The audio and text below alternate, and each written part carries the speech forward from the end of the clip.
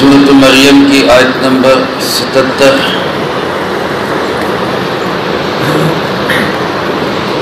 الحمدللہ وکفا وسلام علی عبادہ الذین اصطفیٰ، خصوصاً علی سید الرسل وخاتم الانبیاء وعلی آلہ واصحابہ الاتقیاء، اما بعد فاعوذ باللہ من الشیطان الرجیم، بسم اللہ الرحمن الرحیم۔ افرأیت الذی کفر بآیاتنا وقال لأوتین مالا وولدا، اطلع الغیب ام اتخذ عند الرحمن عہدا، کلا سنکتب ما یقول ونمد له من العذاب مدا، ونرثه ما یقول ویأتینا فردا، واتخذوا من دون الله آلهة ليكونوا لهم عزا، كلا سيكفرون بعبادتهم ويكونون عليهم ضدا۔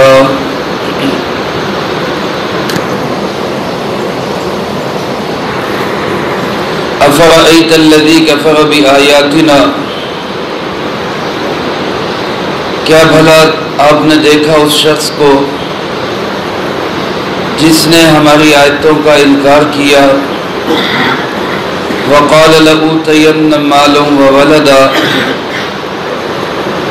اور اس کا کہنا یہ ہے کہ ضرور مجھے مل کے رہے گا مال بھی اولاد بھی، اطلع الغیب ام اتخذ عند الرحمن عہدا، کیا اس نے غیب کو جھانک کر دیکھ لیا یا اللہ رب العزت کے ہاں اس کے ساتھ کوئی معاہدہ ہو گیا؟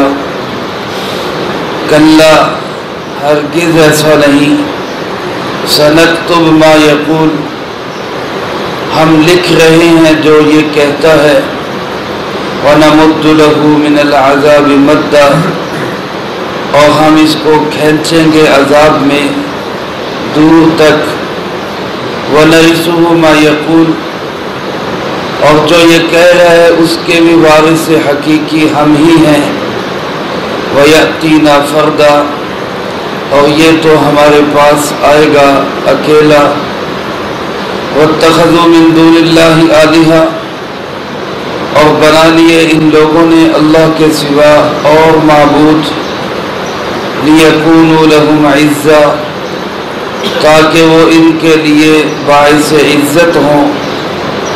کلا، ہرگز ایسا نہیں ہوگا، سَيَكْفُرُونَ بِعِبَادَتِهِمْ، بلکہ وہ ان کی عبادت کرنے کا انکار کریں گے، وَيَكُونُونَ عَلَيْهِمْ ضِدًّا، اور وہی ان کے مخالف بن جائیں گے۔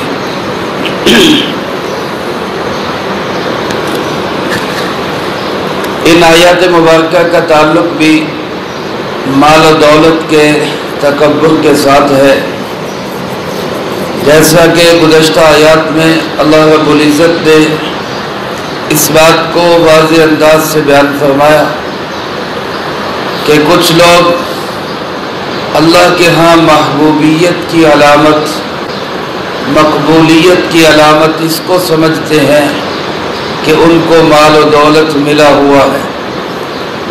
میرے محترم دوستو، دینداری کے ساتھ، صحیح عقائد اور نظریات کے ساتھ، اعمال صالحہ کے ساتھ، معاملات کی درستگی کے ساتھ، اخلاقیات اور معاشرت کے تمام حقوق کی ادائیگی کے ساتھ، حق حلال سے اگر مال بھی ملے اور یہ دینداریاں بھی ہوں تو یہ اللہ کا فضل ہے، یؤتی من یشاء، وہ جس کو چاہتا ہے عنایت کرتا ہے۔ لیکن اگر انسان کی زندگی میں دینداری نہ ہو، اور دینداری صرف عبادات کا نام نہیں، صحیح عقائد اور نظریات جمع عبادات، جمع صحیح اور درست معاملات، جمع اخلاقیات اور اچھی معاشرت جو حقوق اللہ اور حقوق العباد دونوں پہ مشتمل ہے۔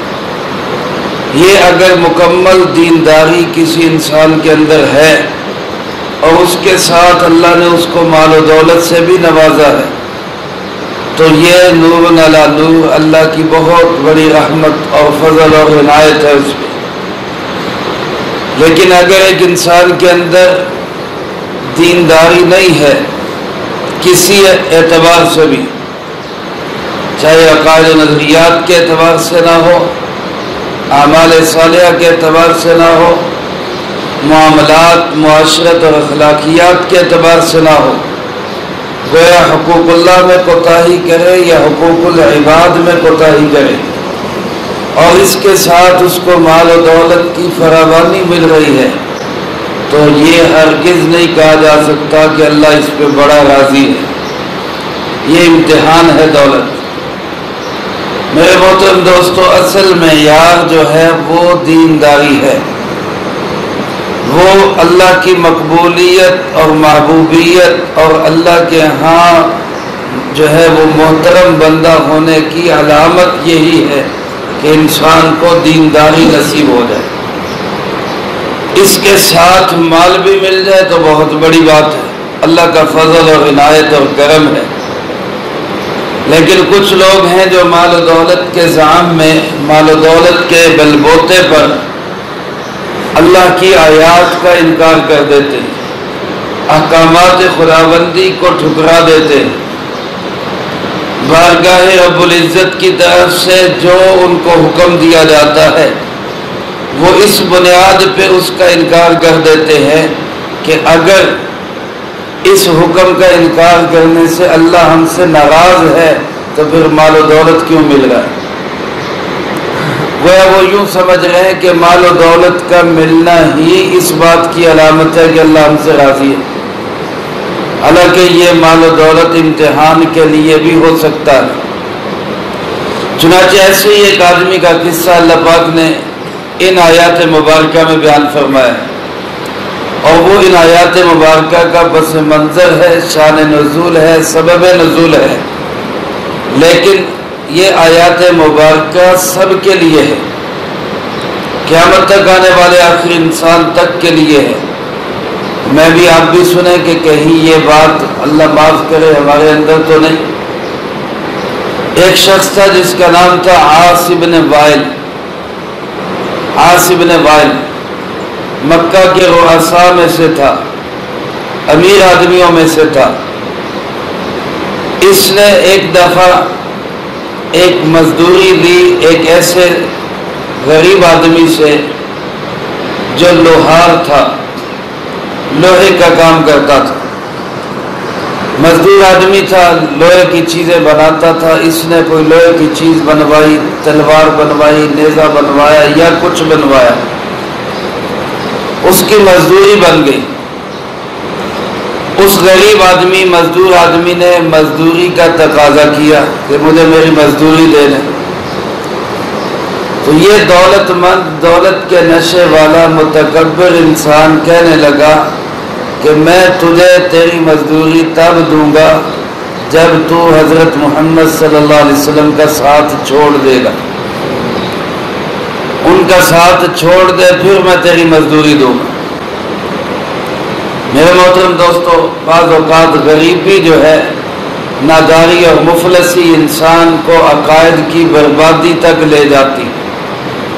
اللہ پاک استقامت دے، صبر دے، حوصلہ دے، اور اللہ پاک ہمیں دین اور عقائد پر، نظریات پہ جمنا نصیب فرمائے، ڈٹ جانا نصیب فرمائے، ورنہ حالات ایسے بنا دیے جاتے ہیں، غربت اور افلاس مسلط کر دی جاتی ہے تاکہ پھر لوگوں سے کہا جائے کہ روٹی چاہیے یا ناموس رسالت چاہیے، روٹی چاہیے، معیشت درست چاہیے یا تحفظ ختم نبوت چاہیے۔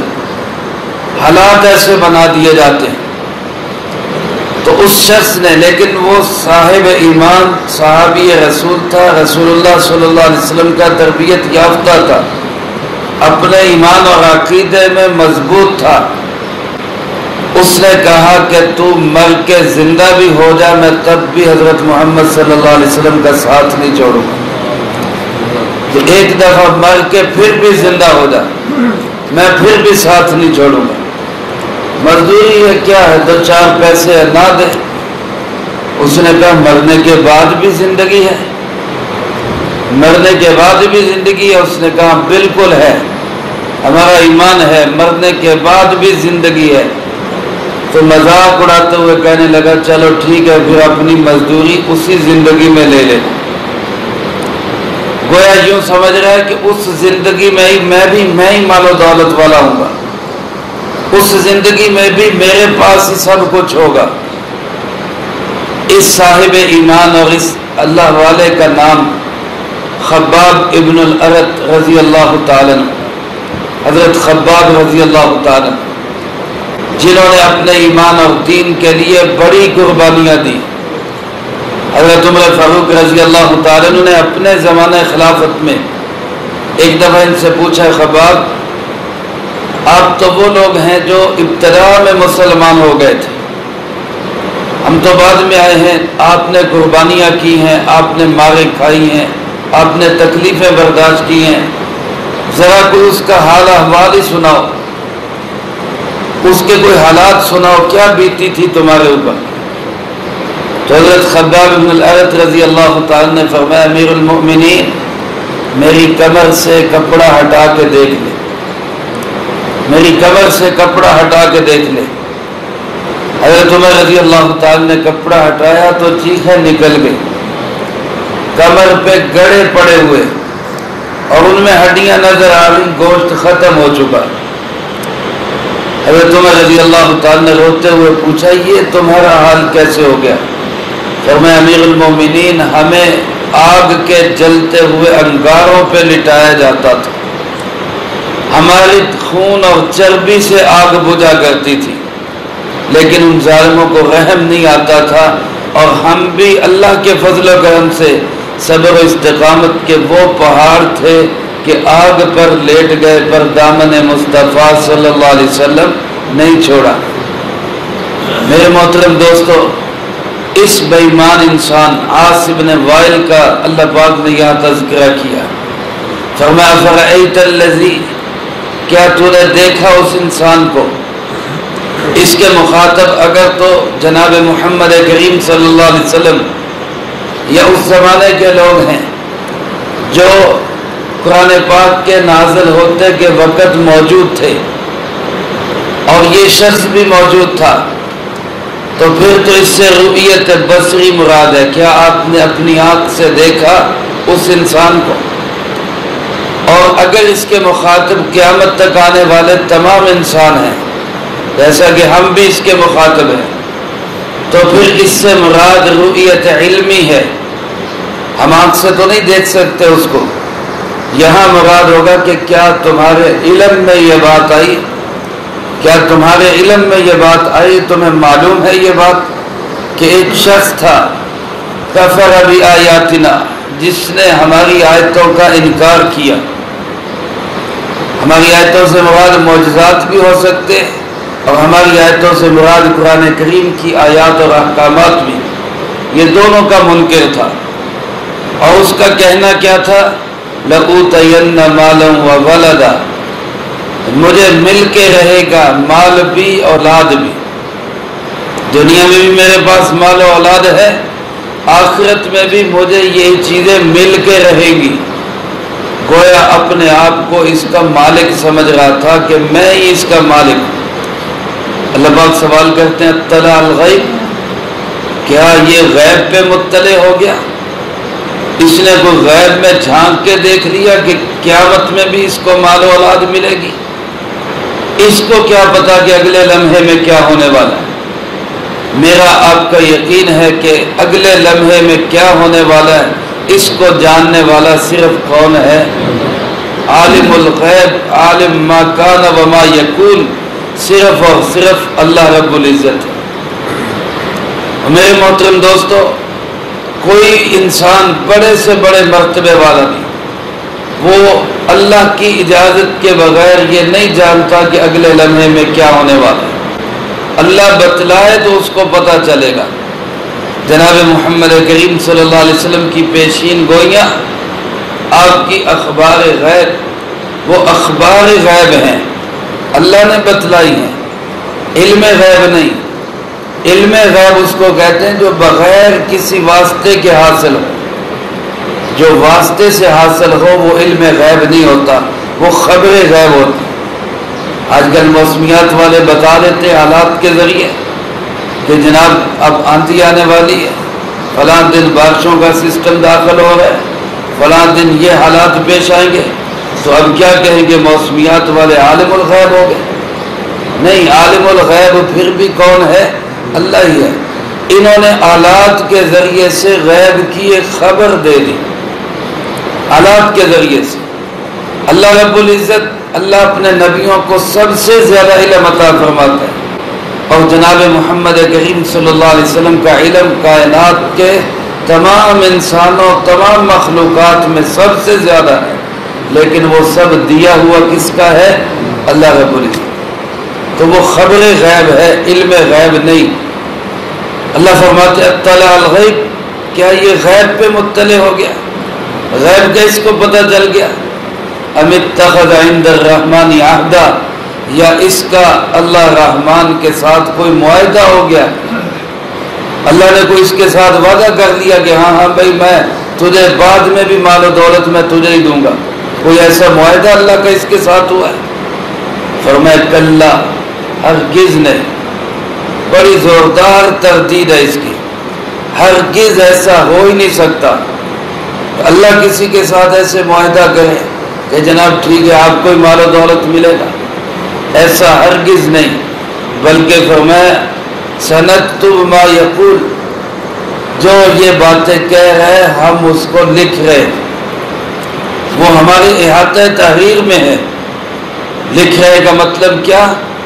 جیسے ایک باپ اپنی اولاد کو کہتا ہے اے مجھے پتہ ہے تم کیا کر رہے، اس پتہ ہونے کا مطلب کیا ہوتا ہے کہ اگر غلط کیا تو سزا ملے گی۔ استاد اپنے شاگرد کو کہتا ہے مجھے پتہ ہے کیا کر رہے ہو تم، اس کا مطلب کیا ہے کہ تمہیں سزا ملے گی۔ اللہ رب العزت فرماتے ہیں ہم لکھ رہے ہیں، مطلب کیا کہ جو کہہ رہا ہے اس کو بھگتنا پڑے گا، اس کو بھگتنا پڑے گا۔ اور فرمایا وَنَمُدُّ لَهُ مِنَ الْعَذَابِ مَدًّا، ہم اس کو عذاب میں گھسیٹیں گے، دور تک گھسیٹیں گے، ایک طویل اور لمبا عرصہ اس کو عذاب میں گھسٹنا پڑے گا، رہنا پڑے گا۔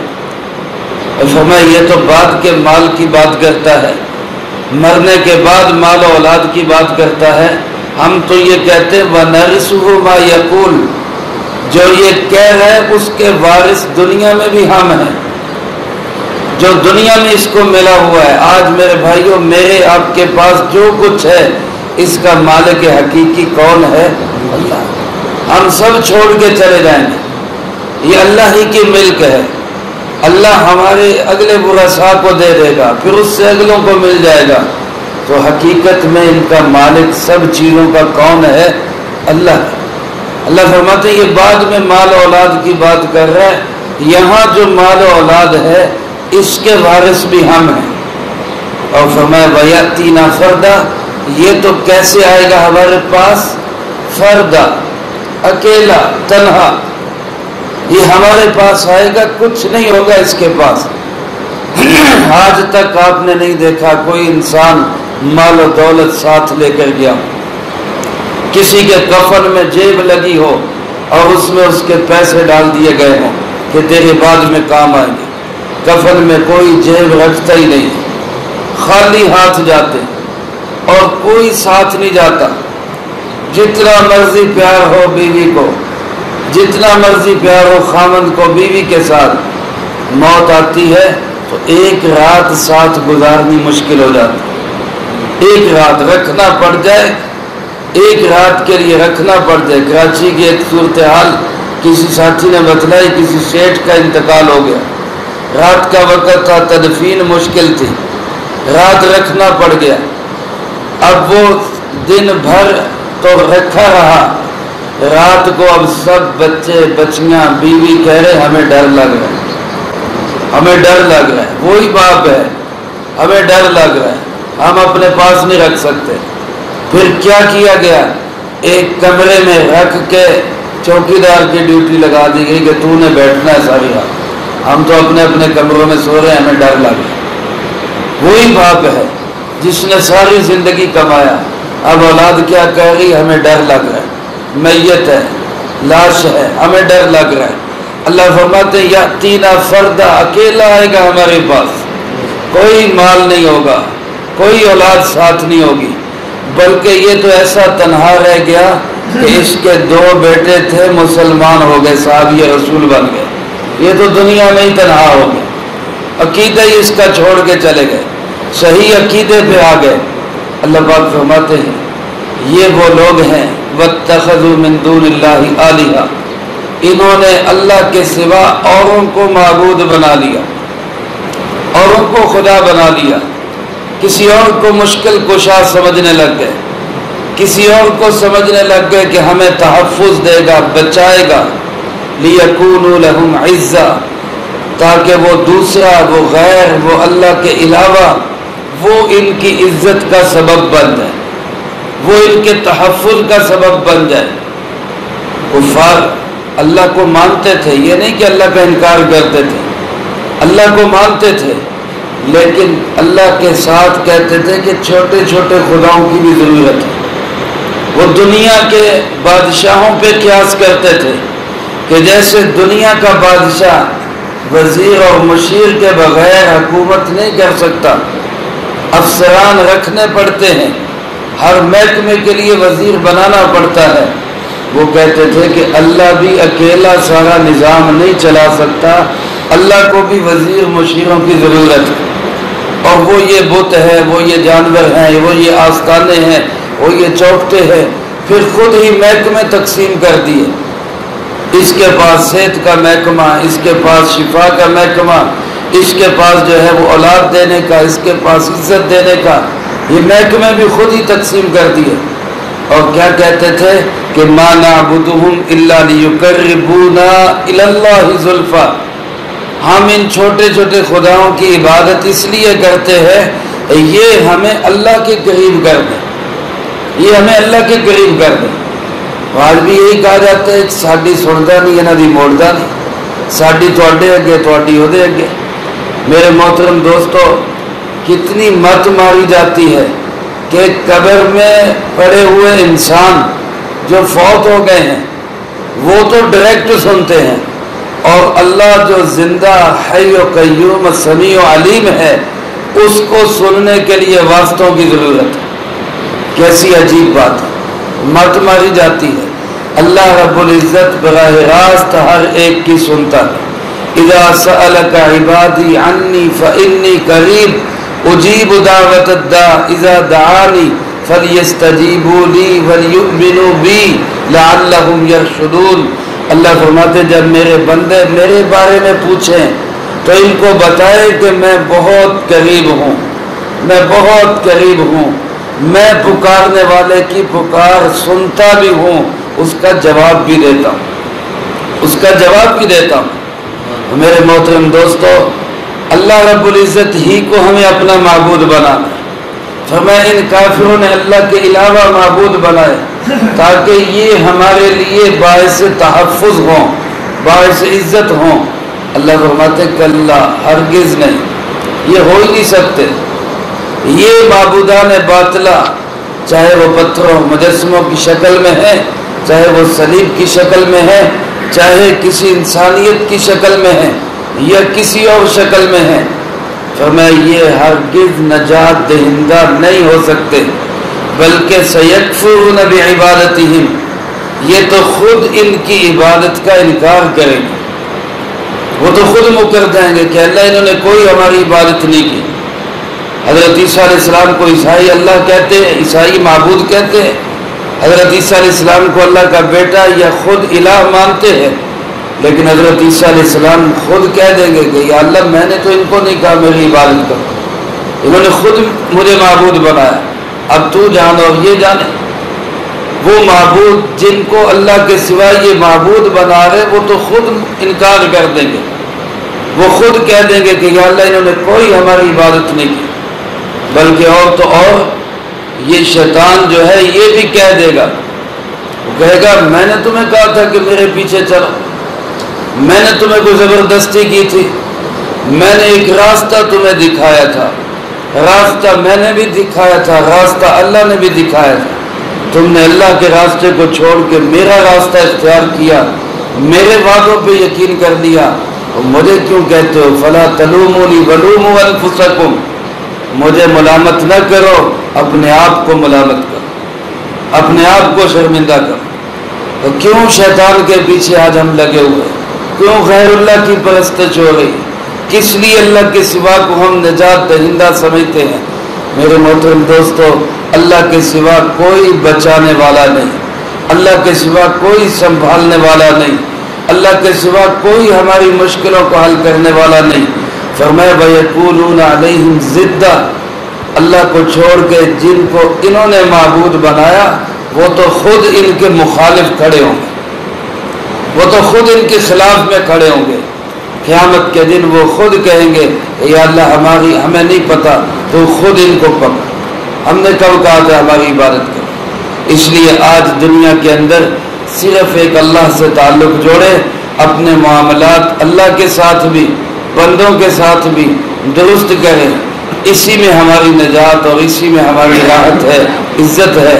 اللہ مجھے آپ کو سب کو اس کی توفیق نصیب فرمائے، جو کہا سنا اس کو زندگی میں لا کے دوسروں تک پہنچانے کی توفیق عطا فرمائے۔ اللہم لک الحمد کما ینبغی لجلال وجہک وعظیم سلطانک، اللہم لا احصی ثناء علیک انت کما اثنیت علی نفسک، اللہم لک الحمد کما انت اہل، صلی علی محمد کما انت اہل، وافعل بنا ما انت اہل، فإنک اہل التقوی واہل المغفرہ۔ اللہم ربنا ظلمنا انفسنا وإن لم تغفر لنا وترحمنا لنكونن من الخاسرين۔ اللهم ربنا هب لنا من أزواجنا وذرياتنا قرة أعين واجعلنا للمتقين إماما رب ارحمهما كما ربياني صغيرا ربنا هب لنا من أزواجنا وذرياتنا قرة أعين واجعلنا للمتقين إماما۔ اللهم ربنا تقبل منا إنك أنت السميع العليم وتب علينا إنك أنت التواب الرحيم۔ صلى الله على النبي الكريم وعلى آله وأصحابه أجمعين برحمتك يا